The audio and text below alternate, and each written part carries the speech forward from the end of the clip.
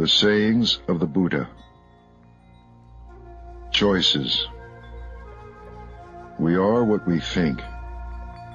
All that we are arises with our thoughts. With our thoughts we make the world. Speak or act with an impure mind, and trouble will follow you as the wheel follows the ox that draws the cart. We are what we think. All that we are arises with our thoughts.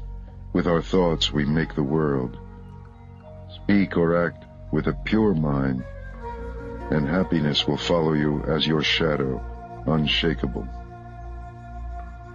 Look how he abused me and beat me, how he threw me down and robbed me.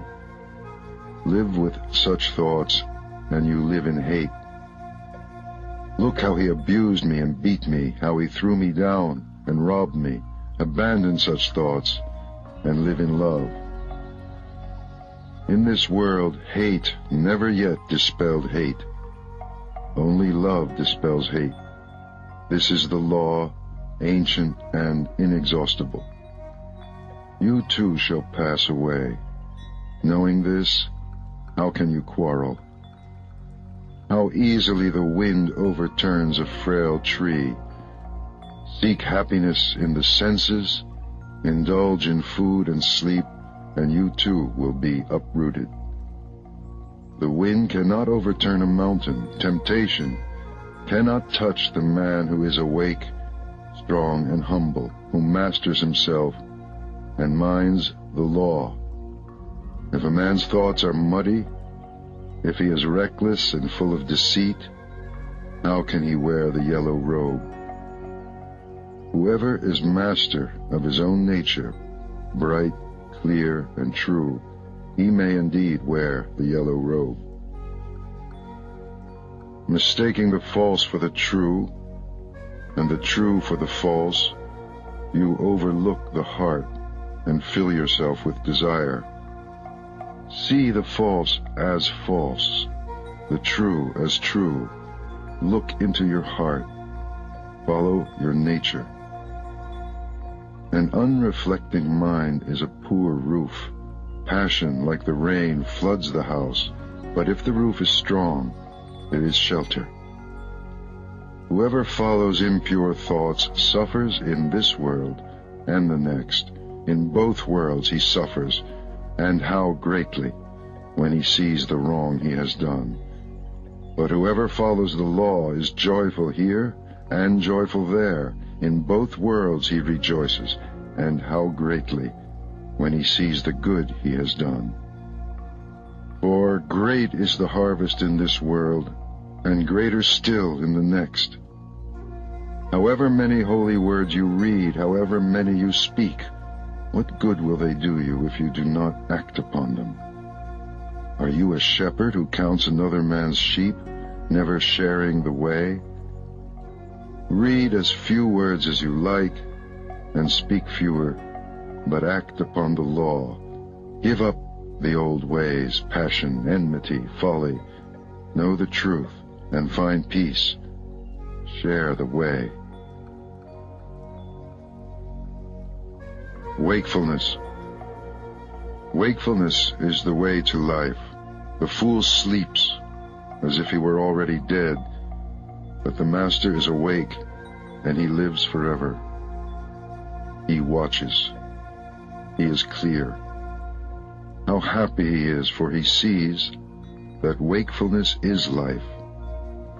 How happy he is, following the path of the awakened. With great perseverance he meditates, seeking freedom and happiness. So awake, reflect, watch, work with care and attention. Live in the way, and the light will grow in you. By watching and working, the master makes for himself an island which the flood cannot overwhelm. The fool is careless, but the master guards his watching. It is his most precious treasure. He never gives in to desire. He meditates, and in the strength of his resolve he discovers true happiness. he overcomes desire, and from the tower of wisdom he looks down with dispassion upon the sorrowing crowd. From the mountaintop he looks down on those who live close to the ground. Mindful among the mindless, awake while others dream, swift as the racehorse, he outstrips the field. By watching, Indra became king of the gods. How wonderful it is to watch, how foolish to sleep. The beggar who guards his mind and fears the waywardness of his thoughts burns through every bond with the fire of his vigilance. The beggar who guards his mind and fears his own confusion cannot fall. He has found the way to peace. Mind. As the fletcher whittles and makes straight his arrows, so the master directs his straying thoughts. Like a fish out of water, stranded on the shore, thoughts thrash and quiver, for how can they shake off desire? They tremble, they are unsteady, they wander at their will. It is good to control them, and to master them brings happiness. But how subtle they are, how elusive. The task is to quieten them, and by ruling them to find happiness. With single-mindedness the master quells his thoughts. He ends their wandering. Seated in the cave of the heart, he finds freedom. How can a troubled mind understand the way? If a man is disturbed, he will never be filled with knowledge. An untroubled mind, no longer seeking to consider what is right and what is wrong, a mind beyond judgments, watches and understands. Know that the body is a fragile jar, and make a castle of your mind. In every trial, let understanding fight for you to defend what you have won. For soon the body is discarded. Then what does it feel? A useless log of wood, it lies on the ground. Then what does it know? Your worst enemy cannot harm you as much as your own thoughts unguarded. But once mastered, no one can help you as much, not even your father or your mother. Flowers. Who shall conquer this world and the world of death with all its gods? Who shall discover the shining way of the law? You shall, even as the man who seeks flowers finds the most beautiful, the rarest. Understand that the body is merely the foam of a wave, the shadow of a shadow. Snap the flower arrows of desire, and then, unseen, escape the king of death, and travel on. Death overtakes the man who gathers flowers, when with distracted mind and thirsty senses he searches vainly for happiness in the pleasures of the world. Death fetches him away as a flood carries off a sleeping village. Death overcomes him when, with distracted mind and thirsty senses, he gathers flowers.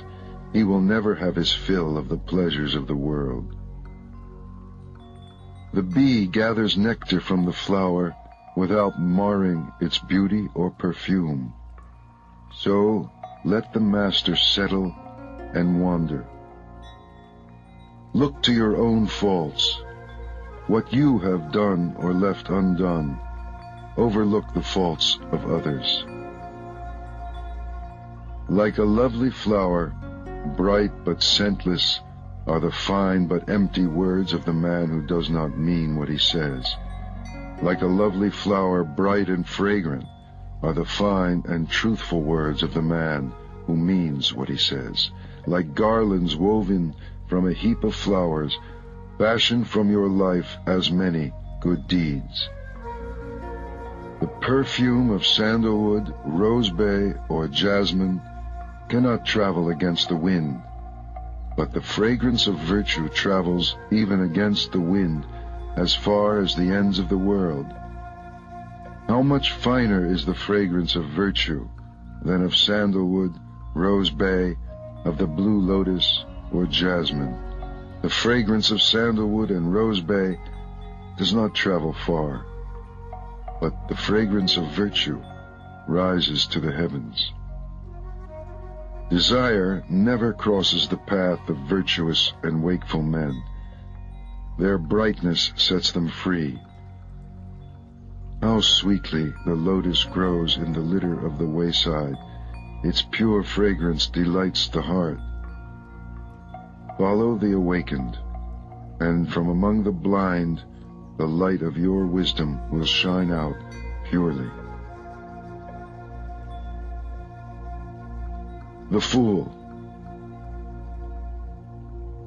How long the night to the watchman, how long the road to the weary traveler, how long the wandering of many lives to the fool who misses the way. If the traveler cannot find master or friend to go with him, let him travel on alone rather than with a fool for company. My children, my wealth, so the fool troubles himself. But how has he children or wealth? He is not even his own master. The fool, who knows he is a fool, is that much wiser. The fool who thinks he is wise is a fool indeed. Does the spoon taste the soup? A fool may live all his life in the company of a master and still miss the way. The tongue tastes the soup. If you are awake in the presence of a master, one moment will show you the way. The fool is his own enemy. The mischief he does is his undoing. How bitterly he suffers. Why do what you will regret? Why bring tears upon yourself? Do only what you do not regret, and fill yourself with joy. For a while the fool's mischief tastes sweet, sweet as honey, but in the end it turns bitter, and how bitterly he suffers. For months the fool may fast, eating from the tip of a grass blade. Still, he is not worth a penny beside the master whose food is the way. Fresh milk takes time to sour, so a fool's mischief takes time to catch up with him. Like the embers of a fire, it smolders within him. Whatever a fool learns, it only makes him duller. Knowledge cleaves his head, but then he wants recognition, a place before other people, a place over other people. Let them know my work, let everyone look to me for direction. Such are his desires, such is his swelling pride. One way leads to wealth and fame, the other to the end of the way. Look not for recognition, but follow the awakened and set yourself free. The Wise Man. The wise man tells you where you have fallen, and where you yet may fall, invaluable secrets. Follow him, follow the way. Let him chasten and teach you and keep you from mischief. The world may hate him, but good men love him. Do not look for bad company, or live with men who do not care.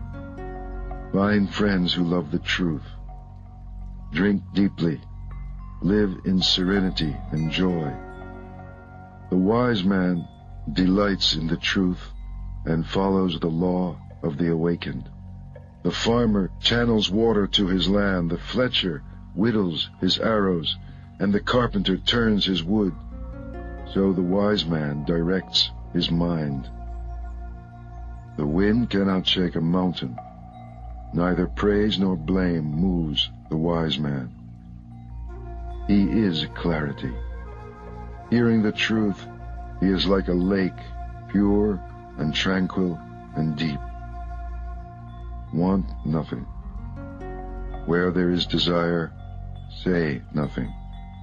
Happiness or sorrow, whatever befalls you, walk on, untouched, unattached.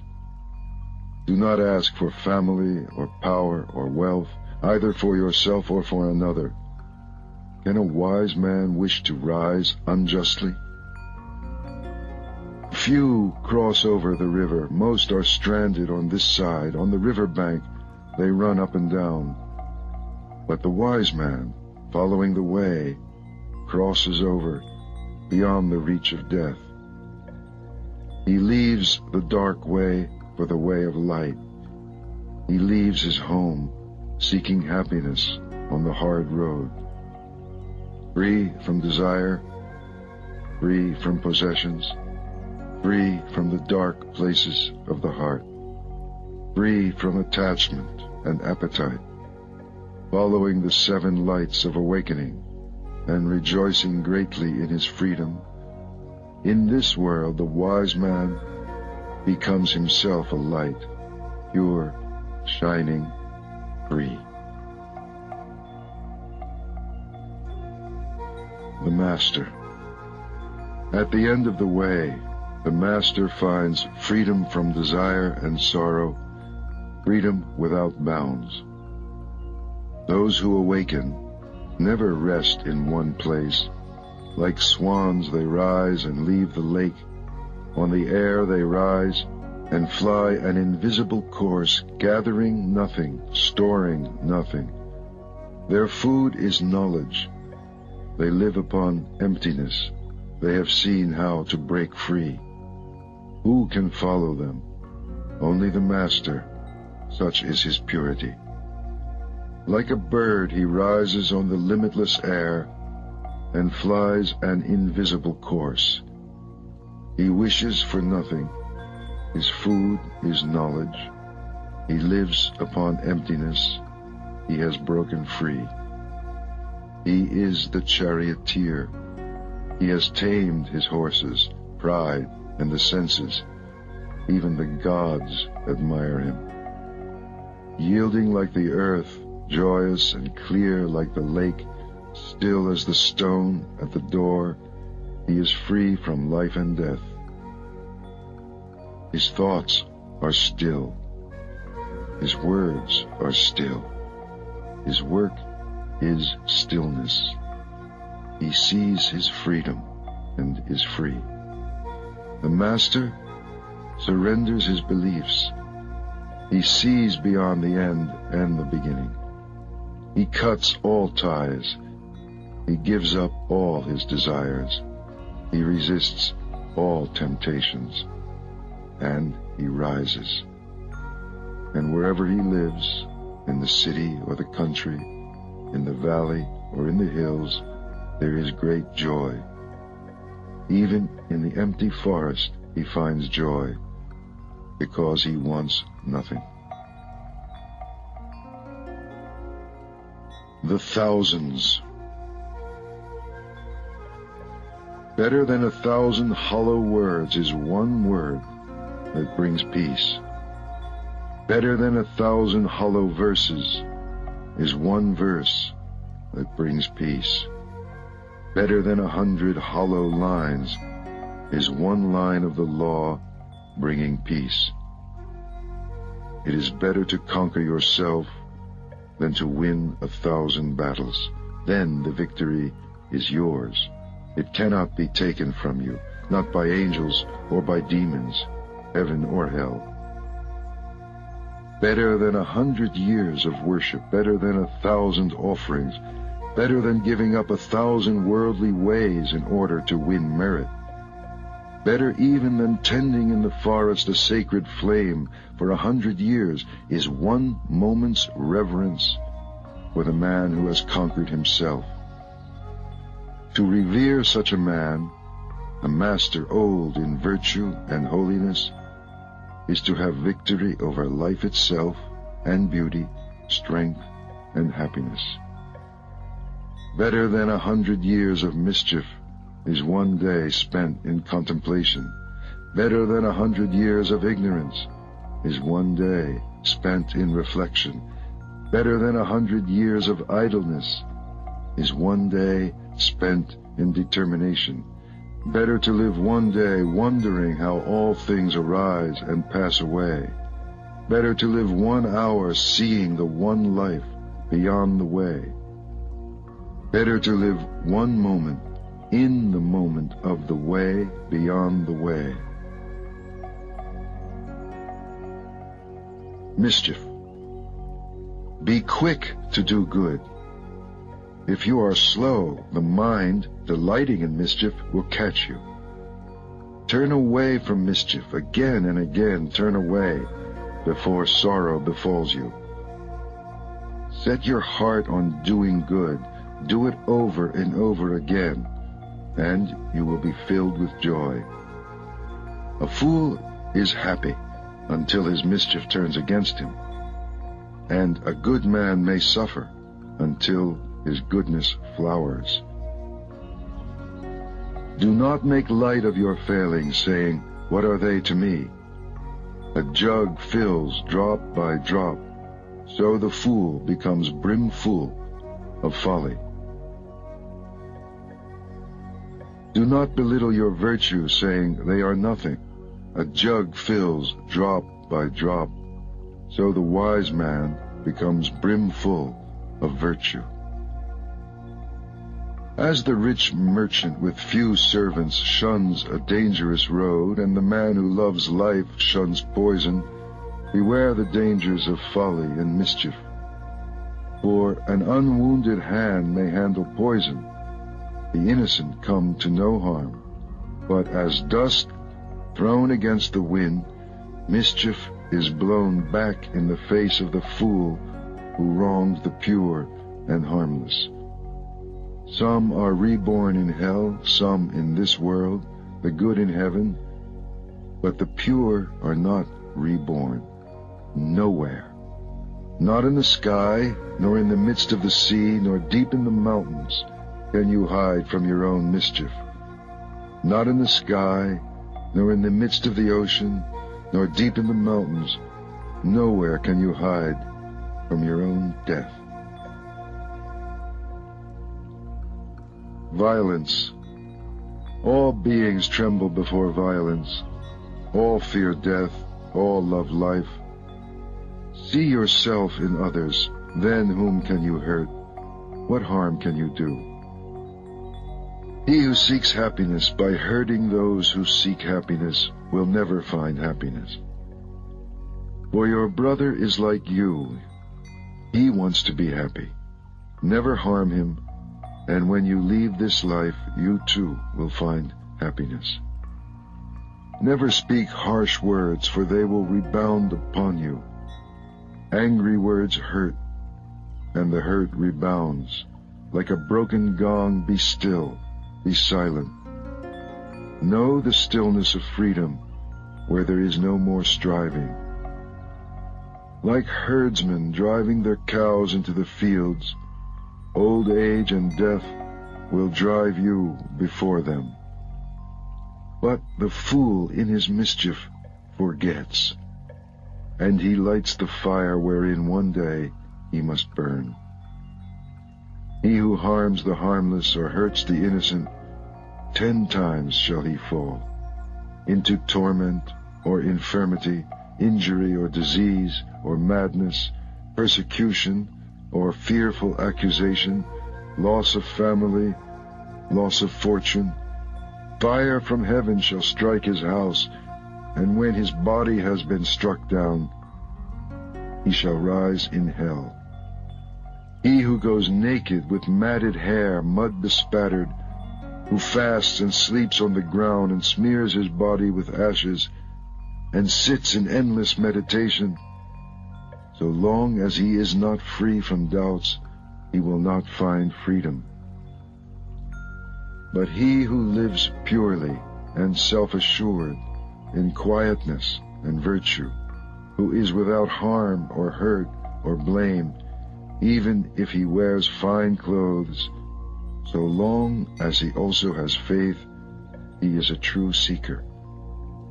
A noble horse rarely feels the touch of the whip. Who is there in this world as blameless? Then, like a noble horse, smart under the whip, burn and be swift, believe, meditate, see. Be harmless, be blameless, awake to the law, and from all sorrow free yourself. The farmer channels water to his land, the fletcher whittles his arrows, the carpenter turns his wood, and the wise man masters himself. Old age. The world is on fire, and are you laughing? You are deep in the dark. Will you not ask for light? For behold your body, a painted puppet, a toy, jointed and sick, and full of false imaginings, a shadow that shifts and fades. How frail it is, frail and pestilent. It sickens, festers, and dies. Like every living thing, in the end, it sickens and dies. Behold these whitened bones, the hollow shells and husks of a dying summer, and are you laughing?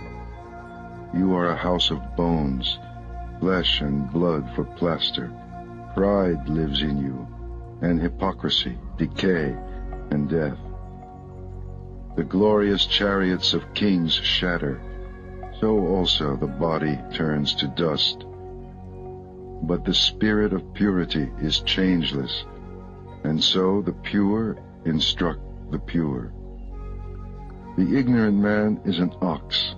He grows in size, not in wisdom. Vainly I sought the builder of my house through countless lives. I could not find him. How hard it is to tread life after life. But now I see you, O builder, and never again shall you build my house. I have snapped the rafters, split the ridgepole, and beaten out desire, and now my mind is free. There are no fish in the lake. The long-legged cranes stand in the water. Sad is the man who in his youth lived loosely and squandered his fortune. Sad as a broken bow, and sadly is he sighing after all that has arisen and has passed away. Yourself. Love yourself and watch, today, tomorrow, always. First, establish yourself in the way, then teach, and so defeat sorrow. To straighten the crooked, you must first do a harder thing, straighten yourself. You are your only master. Who else? Subdue yourself and discover your master. Willfully you have fed your own mischief. Soon it will crush you as the diamond crushes stone. By your own folly you will be brought as low as your worst enemy wishes. So the creeper chokes the tree. How hard it is to serve yourself. How easy to lose yourself in mischief and folly. The kashta reed dies when it bears fruit. So the fool, scorning the teachings of the awakened, spurning those who follow the law, perishes when his folly flowers. Mischief is yours, sorrow is yours, but virtue also is yours, and purity. You are the source of all purity and all impurity. No one purifies another. Never neglect your work for another's, however great his need. Your work is to discover your work, and then, with all your heart, to give yourself to it. The world. Do not live in the world in distraction and false dreams outside the law. Arise and watch. Follow the way joyfully through this world and beyond. Follow the way of virtue. Follow the way joyfully through this world and on beyond. Or consider the world a bubble, a mirage. See the world as it is, and death shall overlook you. Come, consider the world, a painted chariot for kings, a trap for fools. But he who sees goes free. As the moon slips from behind a cloud and shines, so the master comes out from behind his ignorance and shines. This world is in darkness. How few have eyes to see. How few the birds who escape the net and fly to heaven. Swans rise and fly toward the sun. What magic! So do the pure conquer the armies of illusion and rise and fly. If you scoff at heaven and violate the law, if your words are lies, where will your mischief end? The fool laughs at generosity. The miser cannot enter heaven. But the master finds joy in giving, and happiness is his reward. And more, for greater than all the joys of heaven and of earth, greater still than dominion over all the worlds, is the joy of reaching the stream. The man who is awake. He is awake. The victory is his. He has conquered the world. How can he lose the way who is beyond the way? His eye is open. His foot is free. Who can follow after him? The world cannot reclaim him or lead him astray, nor can the poisoned net of desire hold him. He is awake. The gods watch over him. He is awake and finds joy in the stillness of meditation and in the sweetness of surrender. Hard it is to be born. Hard it is to live. Harder still to hear of the way, and hard to rise, follow, and awake. Yet the teaching is simple. Do what is right. Be pure. At the end of the way is freedom. Till then, patience. If you wound or grieve another, you have not learned detachment. Offend in neither word nor deed. Eat with moderation. Live in your heart. Seek the highest consciousness.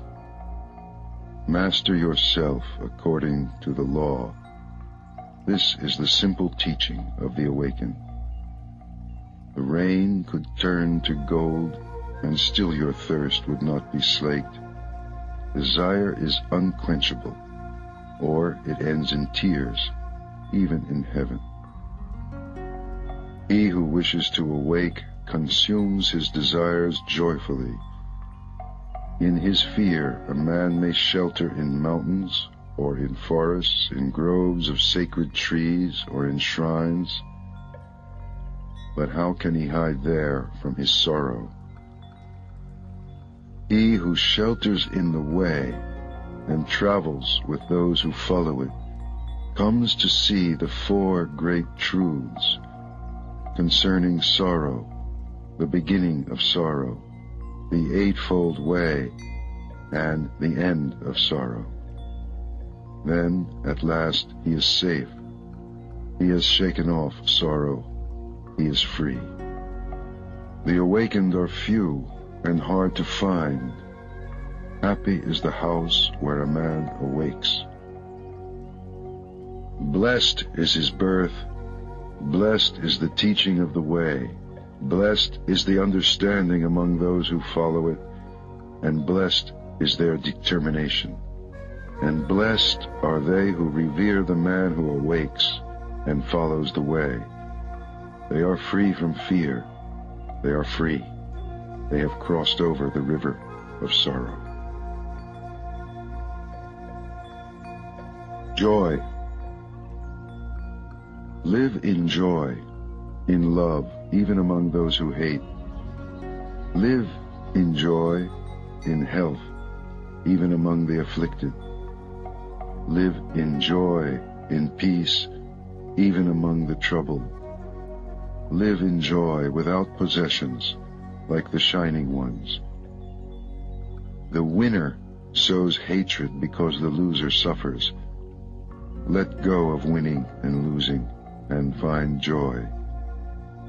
There is no fire like passion, no crime like hatred, no sorrow like separation, no sickness like hunger, and no joy like the joy of freedom.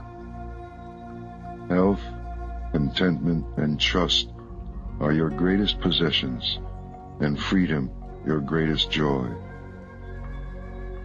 Look within. Be still. Free from fear and attachment, know the sweet joy of the way.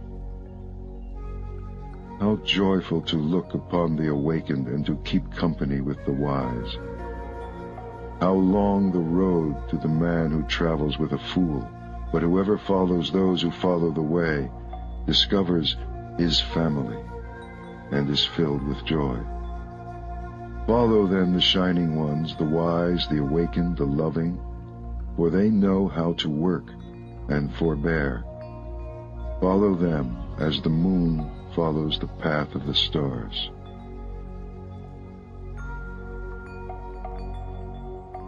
Pleasure. Do not let pleasure distract you from meditation, from the way. Free yourself from pleasure and pain, for in craving pleasure or in nursing pain there is only sorrow. Like nothing, lest you lose it, lest it bring you grief and fear. Go beyond likes and dislikes. From passion and desire, sensuousness and lust, arise grief and fear. Free yourself from attachment. He is pure and sees. He speaks the truth and lives it. He does his own work. So he is admired and loved. With a determined mind and undesiring heart, he longs for freedom. He is called Udam Soto, he who goes upstream. When a traveler at last comes home from a far journey, with what gladness his family and his friends receive him. Even so shall your good deeds welcome you like friends, and with what rejoicing when you pass from this life to the next. Anger. Let go of anger. Let go of pride. When you are bound by nothing, you go beyond sorrow. Anger is like a chariot careering wildly. He who curbs his anger is the true charioteer. Others merely hold the reins. With gentleness, overcome anger. With generosity, overcome meanness.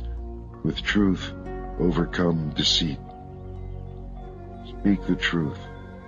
Give whatever you can. Never be angry. These 3 steps will lead you into the presence of the gods. The wise harm no one. They are masters of their bodies, and they go to the boundless country. They go beyond sorrow. Those who seek perfection keep watch by day and night till all desires vanish. Listen, Atula. This is not new. It is an old saying. They blame you for being silent. They blame you when you talk too much and when you talk too little. Whatever you do, they blame you. The world always finds a way to praise and a way to blame. It always has, and it always will. But who dares blame the man whom the wise continually praise, whose life is virtuous and wise, who shines like a coin of pure gold? Even the gods praise him, even Brahma praises him. Beware of the anger of the body. Master the body, let it serve truth. Beware of the anger of the mouth. Master your words, let them serve truth. Beware of the anger of the mind. Master your thoughts, let them serve truth. The wise have mastered body, word, and mind. They are the true masters. Impurity. You are as the yellow leaf. The messengers of death are at hand. You are to travel far away. What will you take with you? You are the lamp to lighten the way. Then hurry, hurry. When your light shines without impurity or desire, you will come into the boundless country. Your life is falling away. Death is at hand. Where will you rest on the way? What have you taken with you? You are the lamp to lighten the way. Then hurry, hurry. When your light shines purely, you will not be born, and you will not die. As a silversmith sifts dust from silver, remove your own impurities, little by little. Or, as iron is corroded by rust, your own mischief will consume you. Neglected, the sacred verses rust, for beauty rusts without use, and, unrepaired, the house falls into ruin, and the watch without vigilance fails. In this world and the next, there is impurity and impurity. When a woman lacks dignity, when a man lacks generosity. But the greatest impurity is ignorance. Free yourself from it. Be pure. Life is easy for the man who is without shame, impudent as a crow, a vicious gossip, vain, meddlesome, dissolute. But life is hard for the man who quietly undertakes the way of perfection with purity, detachment, and vigor. He sees light. If you kill, lie, or steal, commit adultery, or drink, you dig up your own roots. And if you cannot master yourself, the harm you do turns against you grievously. You may give in the spirit of light, or as you please, but if you care how another man gives or how he withholds, you trouble your quietness endlessly. These envying roots, destroy them, and enjoy a lasting quietness. There is no fire like passion. There are no chains like hate. Illusion is a net, desire a rushing river. How easy it is to see your brother's faults, how hard to face your own. You winnow his in the wind like chaff, but yours you hide like a cheat covering up an unlucky throw. Dwelling on your brother's faults multiplies your own. You are far from the end of your journey. The way is not in the sky, the way is in the heart. See how you love whatever keeps you from your journey. But the Tathagatas, they who have gone beyond, have conquered the world. They are free. The way is not in the sky, the way is in the heart. All things arise and pass away, but the awakened awake forever. The just. If you determine your course with force or speed, you miss the way of the law. Quietly consider what is right and what is wrong, receiving all opinions equally, without haste, wisely observe the law. Who is wise, the eloquent or the quiet man? Be quiet and loving and fearless, for The mind talks, but the body knows. Gray hairs do not make a master. A man may grow old in vain. The true master lives in truth, in goodness and restraint, non-violence, moderation, and purity. Fine words or fine features cannot make a master out of a jealous and greedy man. Only when envy and selfishness are rooted out of him may he grow in beauty. A man may shave his head, but if he still lies and neglects his work, if he clings to desire and attachment, how can he follow the way? The true seeker subdues all waywardness. He has submitted his nature to quietness. He is a true seeker, not because he begs, but because he follows the lawful way, holding back nothing, holding to nothing, beyond good and beyond evil, beyond the body and beyond the mind. Silence cannot make a master out of a fool, but he who weighs only purity in his scales, who sees the nature of the two worlds, he is a master. He harms no living thing. And yet it is not good conduct that helps you upon the way, nor ritual, nor book learning, nor withdrawal into the self, nor deep meditation. None of these confers mastery or joy. O seeker, rely on nothing until you want nothing. The way. The way is eightfold. There are 4 truths. All virtue lies in detachment. The master has an open eye. This is the only way to the opening of the eye. Follow it. Outwit desire. Follow it to the end of sorrow. When I pulled out sorrow's shaft, I showed you the way. It is you who must make the effort. The masters only point the way. But if you meditate and follow the law, you will free yourself from desire. Everything arises and passes away. When you see this, you are above sorrow. This is the shining way. Existence is sorrow. Understand and go beyond sorrow. This is the way of brightness. Existence is illusion. Understand. Go beyond. This is the way of clarity. You are strong. You are young. It is time to arise.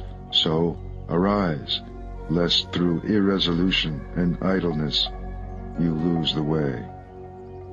Master your words. Master your thoughts. Never allow your body to do harm. Follow these 3 roads with purity, and you will find yourself upon the one way, the way of wisdom. Sit in the world. Sit in the dark. Sit in meditation. Sit in light. Choose your seat.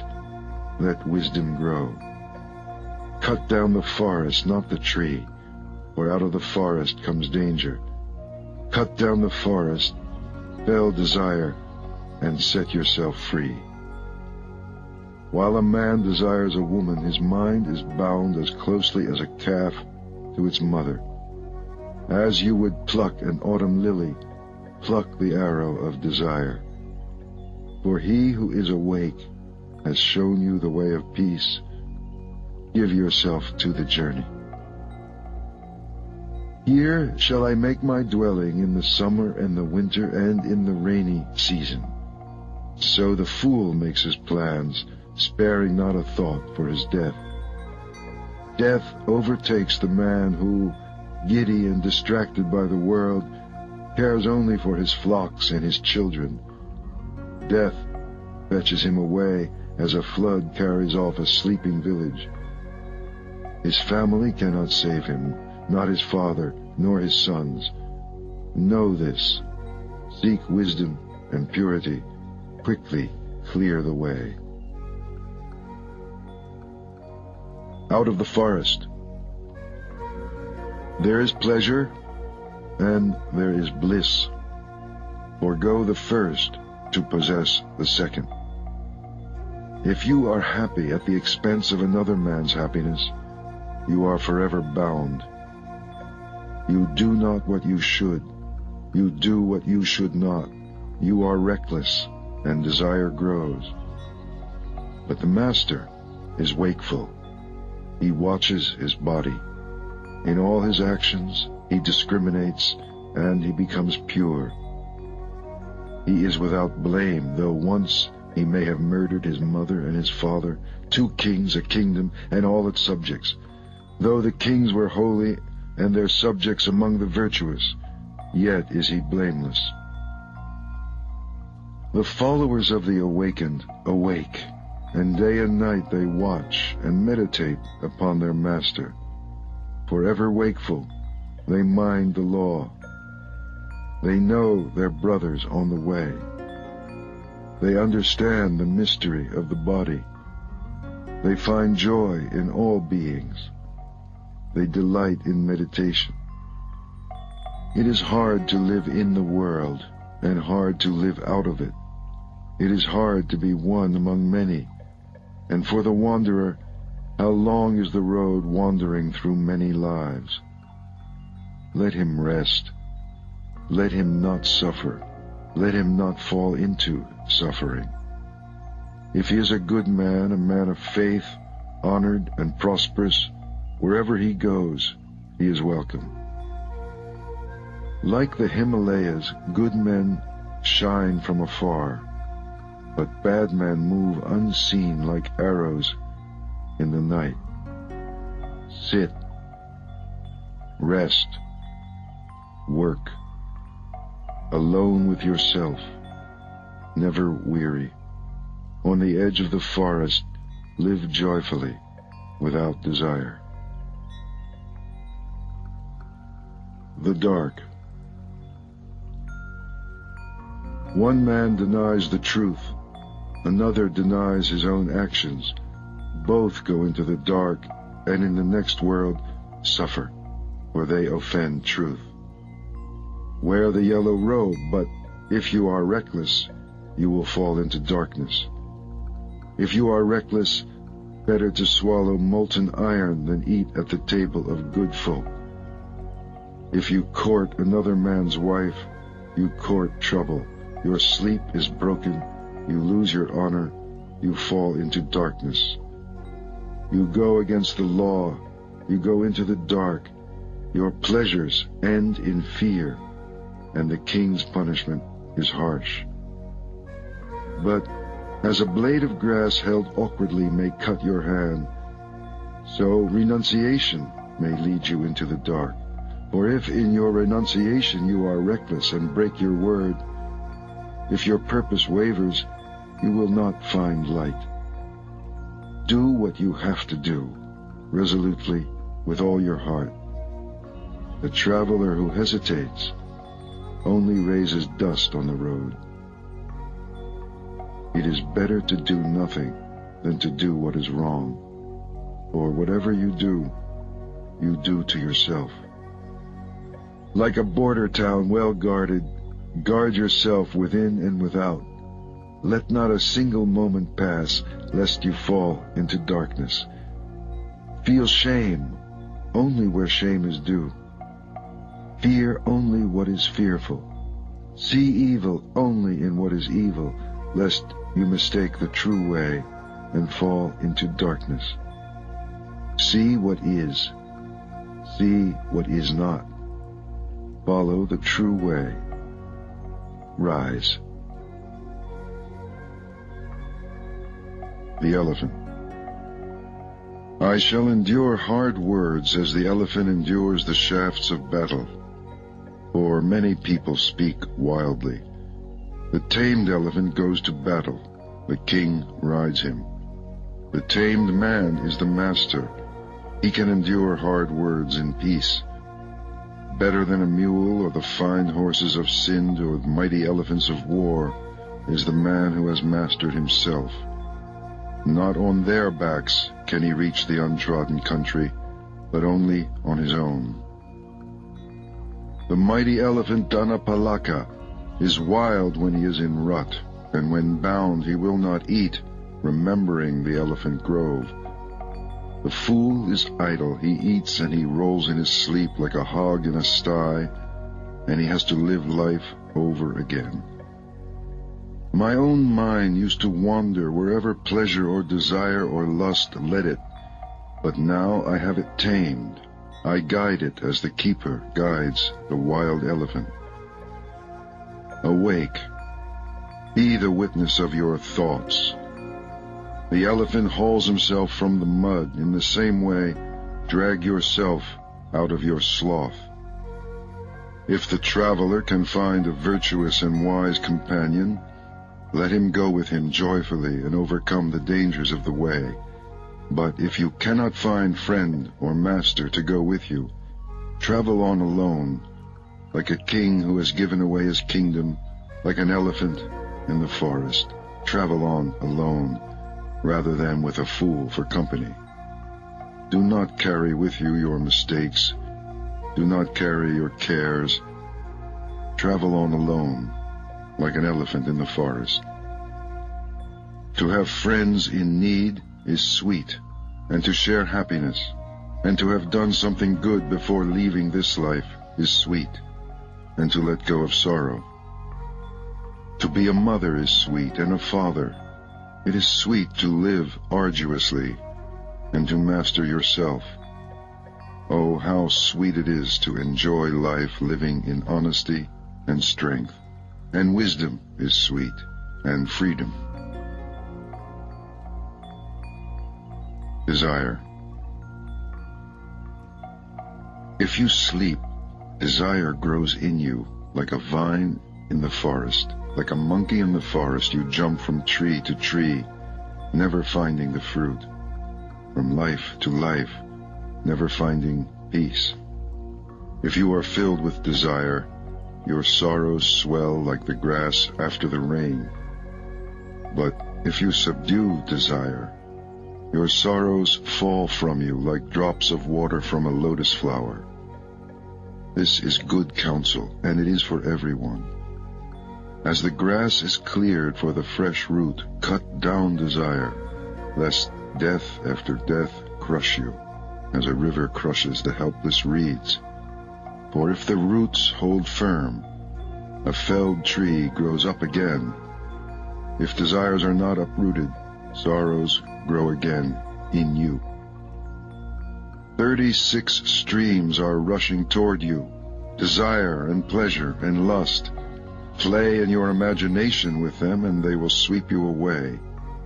Powerful streams, they flow everywhere. Strong vine, if you see it spring up, take care. Pull it out by the roots. Pleasures flow everywhere. You float upon them, and are carried from life to life. Like a hunted hare you run, the pursuer of desire pursued, harried from life to life. O seeker, give up desire. Shake off your chains.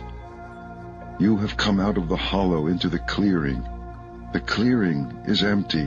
Why do you rush back into the hollow? Desire is a hollow, and people say, look, he was free, but now he gives up his freedom. It is not iron that imprisons you, nor rope, nor wood, but the pleasure you take in gold and jewels and sons and wives.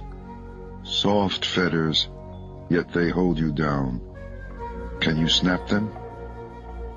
There are those who can, who surrender the world, forsake desire, and follow the way. O slave of desire, float upon the stream. Little spider, stick to your web, or else abandon your sorrows for the way. Abandon yesterday, and tomorrow, and today. Cross over to the farther shore, beyond life and death. Do your thoughts trouble you? Does passion disturb you? Beware of thirstiness, lest your wishes become desires, and desire binds you. Quieten your mind. Reflect. Watch. Nothing binds you. You are free. You are strong. You have come to the end, free from passion and desire. You have stripped the thorns from the stem. This is your last body. You are wise. You are free from desire, and you understand words and the stitching together of words, and you want nothing. Victory is mine, knowledge is mine, and all purity, all surrender. I want nothing. I am free. I found my way. Whom shall I call teacher? The gift of truth is beyond giving, the taste beyond sweetness, the joy beyond joy. The end of desire is the end of sorrow. The fool is his own enemy. Seeking wealth, he destroys himself. Seek rather the other shore. Weeds choke the field. Passion poisons the nature of man, and hatred, illusion, and desire. Honor the man who is without passion, hatred, illusion, and desire.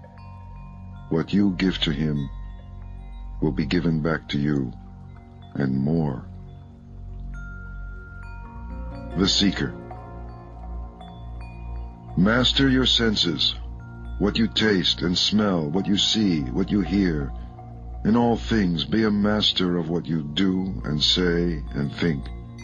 Be free. You are a seeker. Delight in the mastery of your hands and your feet, of your words and your thoughts. Delight in meditation and in solitude. Compose yourself. Be happy. You are a seeker. Hold your tongue. Do not exalt yourself, but lighten the way, for your words are sweet. Follow the truth of the way. Reflect upon it. Make it your own. Live it. It will always sustain you. Do not turn away what is given you, nor reach out for what is given to others, lest you disturb your quietness. Give thanks for what has been given you, however little. Be pure. Never falter. You have no name and no form. Why miss what you do not have? The seeker is not sorry. Love and joyfully follow the way, the quiet way to the happy country. Seeker, empty the boat, lighten the load, passion and desire and hatred, and sail swiftly. There are 5 at the door to turn away, and 5 more, and there are 5 to welcome in. And when 5 have been left stranded on the shore, the seeker is called O Gati Nati, he who has crossed over.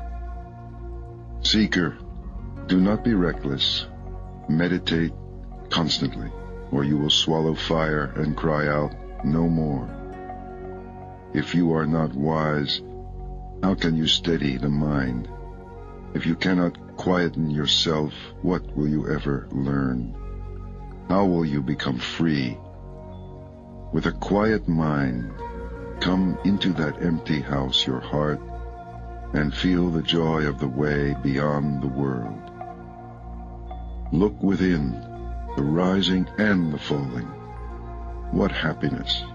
How sweet to be free! It is the beginning of life, of mastery and patience, of good friends along the way, of a pure and active life. So, live in love. Do your work. Make an end of your sorrows. Or see how the jasmine releases and lets fall its withered flowers. Let fall willfulness and hatred. Are you quiet? Quieten your body. Quieten your mind. You want nothing. Your words are still. You are still.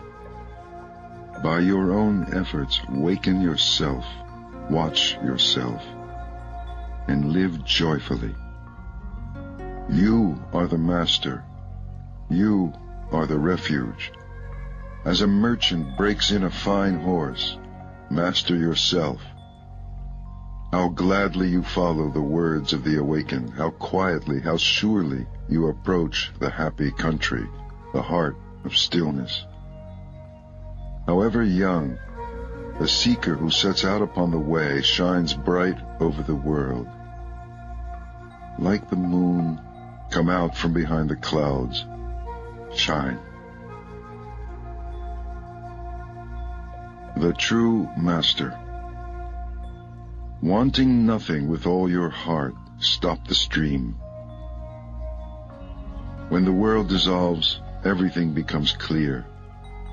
Go beyond this way or that way to the farther shore, where the world dissolves and everything becomes clear.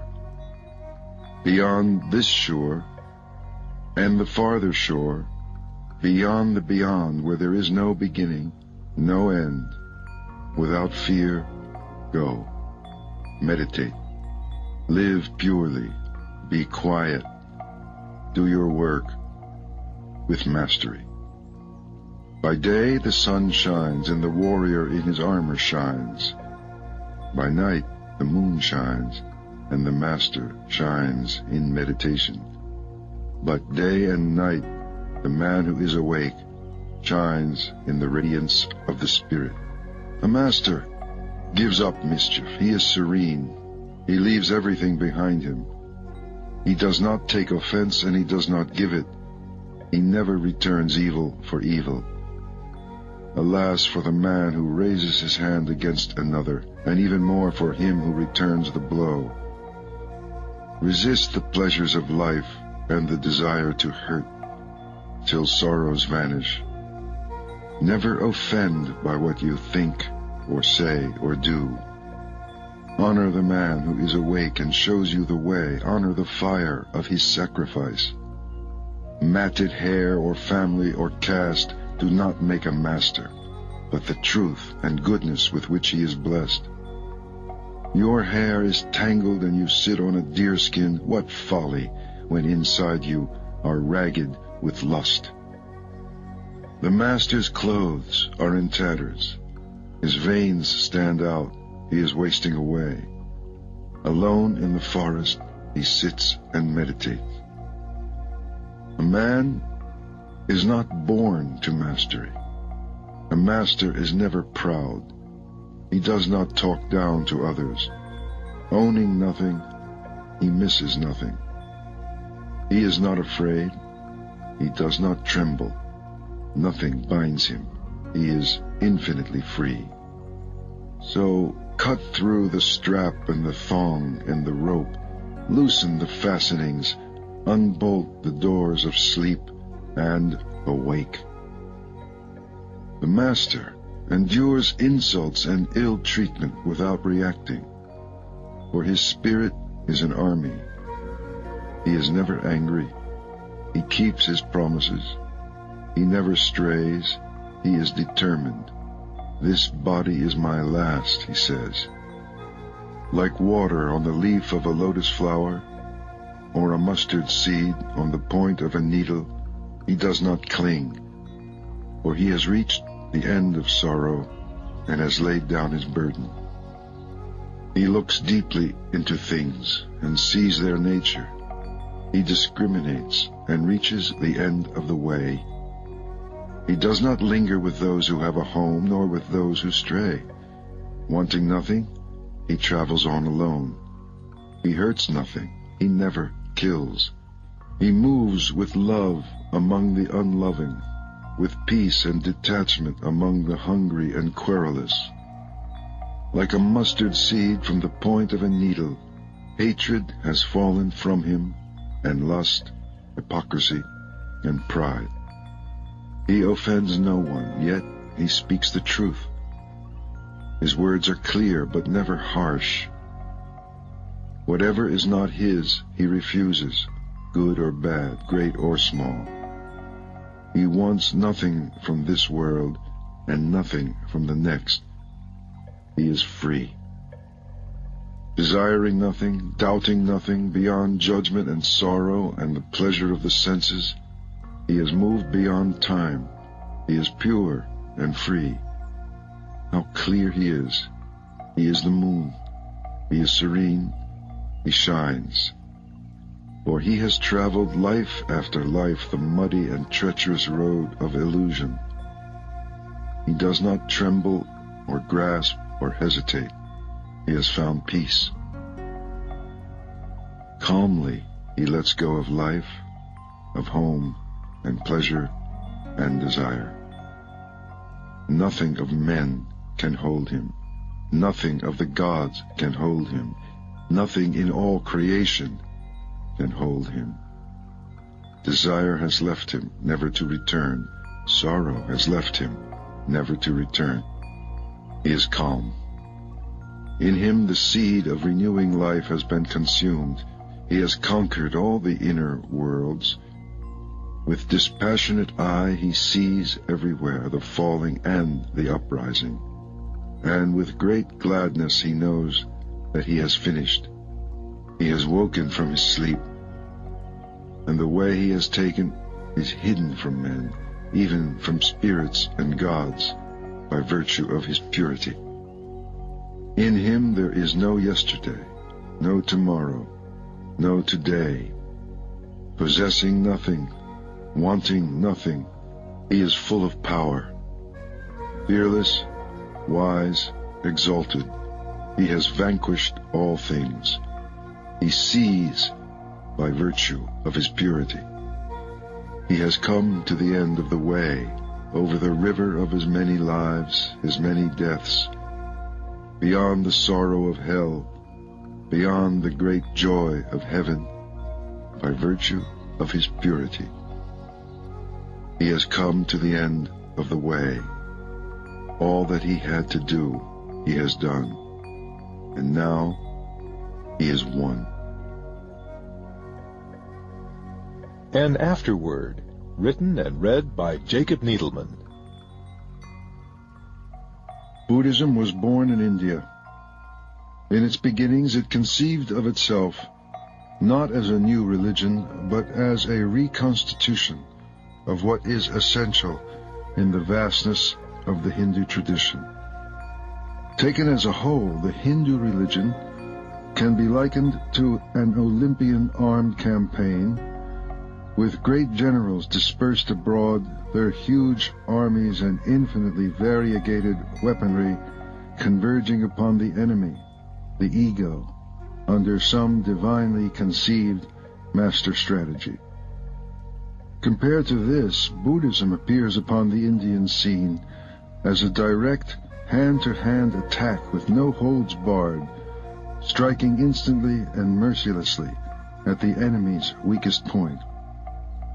By and large, Buddhism has retained this quality of one-pointed practicality even amid the later flowering of a metaphysics and mythology which, in all of its aspects, rivals the entirety of Hinduism.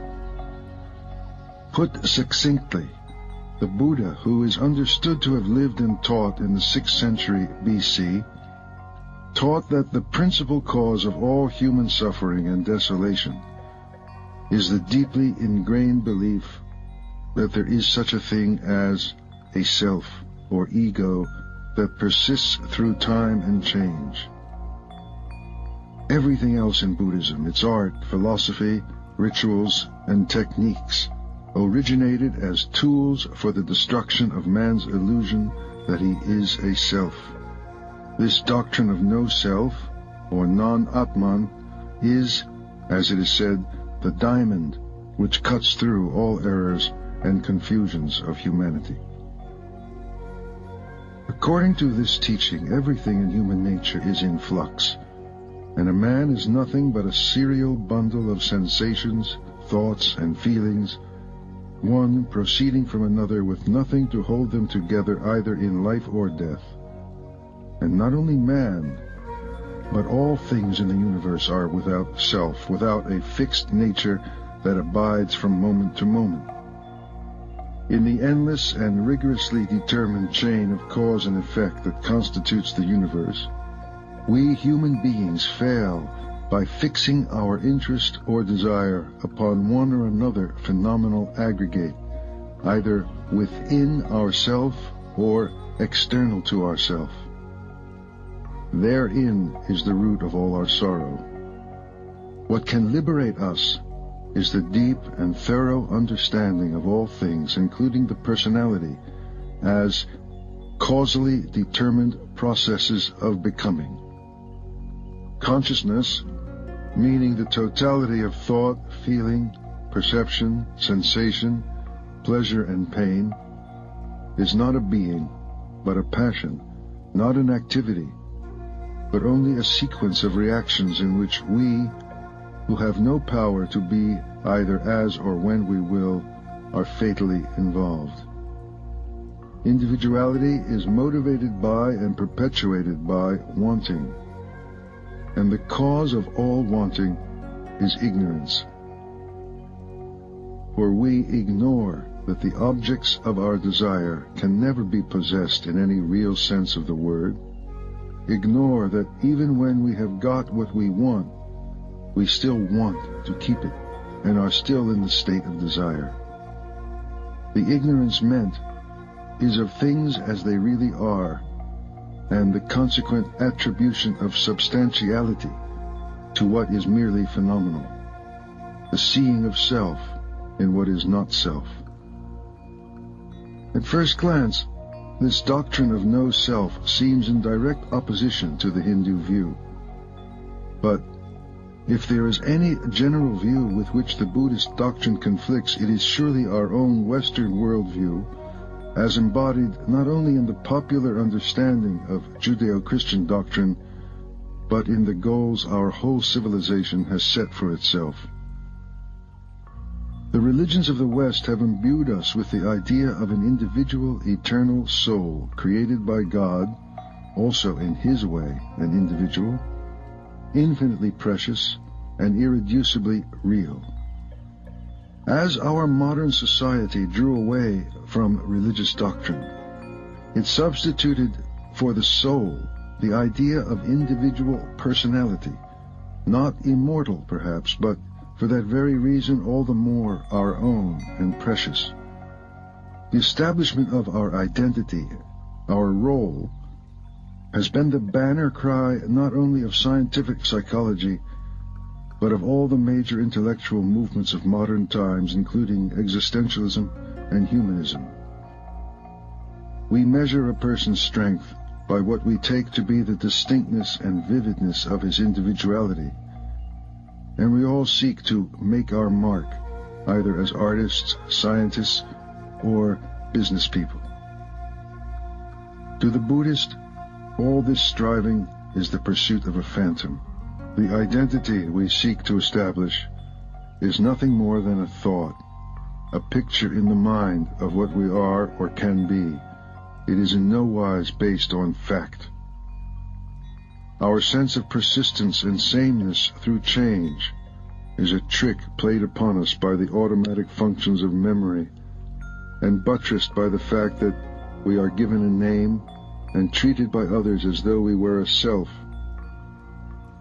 Indeed, our whole society is but a vast collection of sleepwalkers, each addressing the other and conceiving of himself within his own dream of selfhood. All our ideas of morality and obligation, blame and praise are based on this dream and serve only to strengthen the illusion of its reality. Putting the Buddhist doctrine of no self in the above way, its congruence with Hindu thought becomes clearer.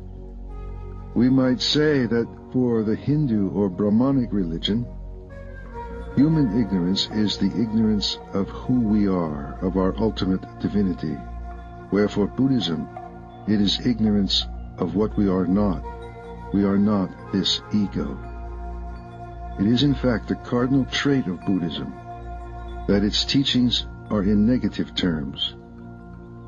Break down the illusion, the error, and the truth will appear by itself, for it is always there. It is only obscured and hidden by our ignorant beliefs about ourselves and the desires attached thereto. Of all the great religious teachers of the world, none has incarnated and lived the idea that ultimate reality is beyond the grasp of the ordinary mind with more purity and concentration than the Buddha. This in part explains why the Buddha's discourses say nothing about the existence of a supreme being, for example, or about immortality. Such questions tend not to edification, since they are put by the deluded mind, which is quite content to speculate endlessly about these matters while clinging to the very beliefs which perpetuate its suffering. Its strategy of negation has misled many Westerners into thinking Buddhism is pessimistic and anti-life. Some have even thought of Nirvana, the ultimate goal of Buddhist discipline, as a sort of spiritual suicide. Nothing could be further from the truth, and in fact there is no religion which has a higher estimation of human possibility. It is only that it is not spoken of directly and positively. The exalted level of nirvana can be seen indirectly by attending to everything which the Buddhists say it is not.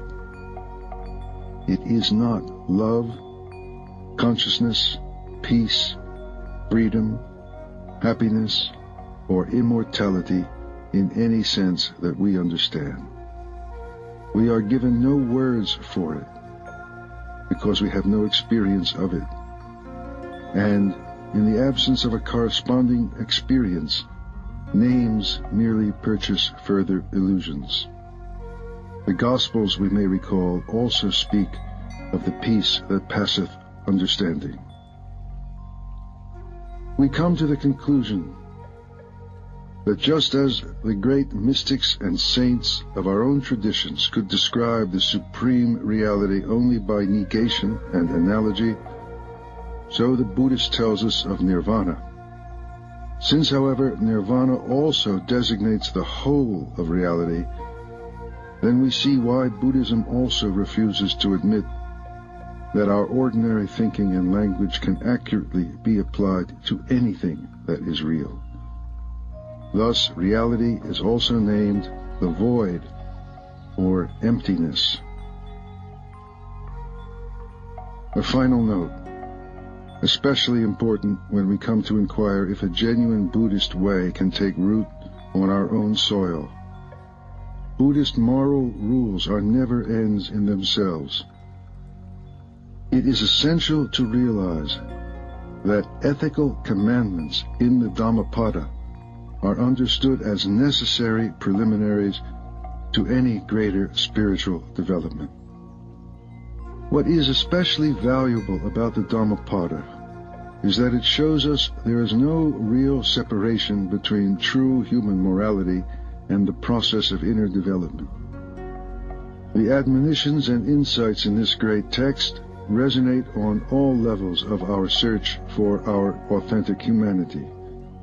At one stroke, they bring inspiration to our halting everyday efforts to care for our neighbor and guidance in our efforts to look into ourselves for the radiant energy that is traditionally termed the Buddha nature. The Dhammapada presents itself as the actual sayings of Gautama Buddha and was originally compiled for the growing community of Buddhist monks. It was apparently in existence by the time of the Emperor Ashoka in 250 BC and quickly became popular with all schools of Buddhist thought and practice. It is now, no doubt, time for it to speak more universally to the whole of our morally and spiritually hungry modern world.